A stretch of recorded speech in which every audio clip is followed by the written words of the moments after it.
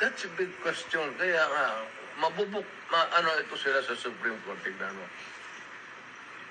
Whether rightly or wrongly ang decision na mag-withdraw tayo sa ICC, the fact that we are already not a member.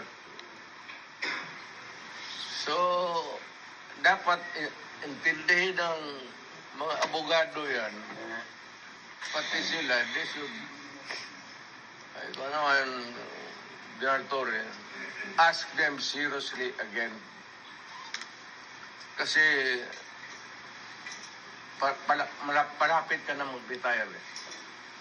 So, just ask them, sigurado ba kayo dito? Kasi hindi na tayo membro ng ICC.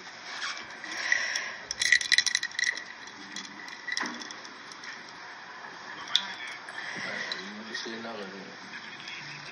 Kaya sabihin lang ng drama. Alam sabihin mo hindi. Sabihin mo totoo, hindi alam nila yan. Matanda ka na, kailangan mong bisina.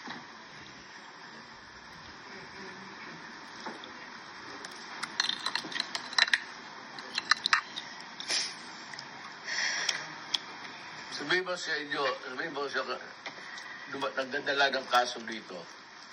Sir, huwagan mo sila, sabihin mo. Ano ba to?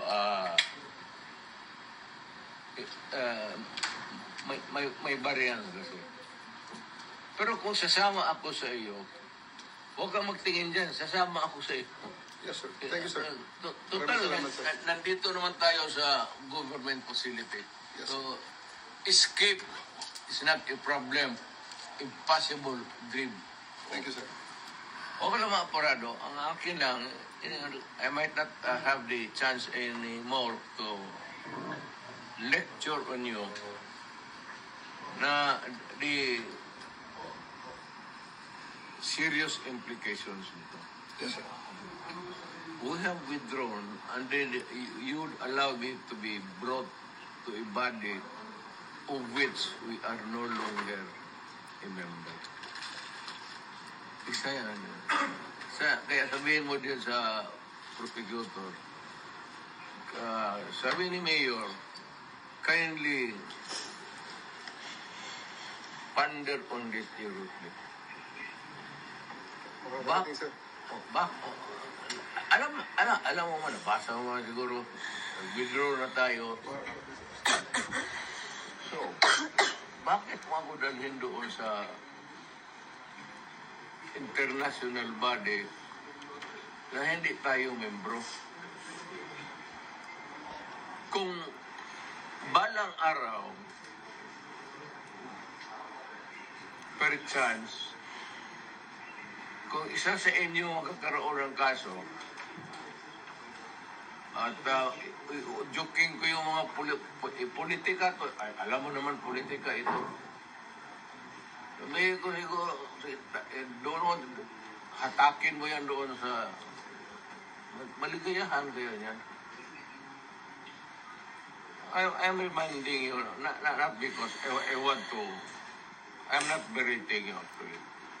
I'm giving you a lecture na ponder on it seriously because magkakaroon ito ng implication. Una-una, I don't know about, but my family, lalo na si Vice President, ikaw bukas mag-presidente yan. Was-was tayong lahat dito.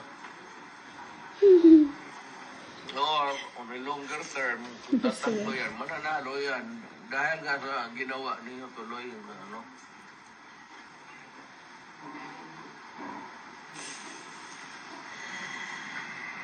Hindi kasi ako ang nakiusap. Kung ako ang kausap mo kanina sabihin ko sa iyo kutsi mo, dali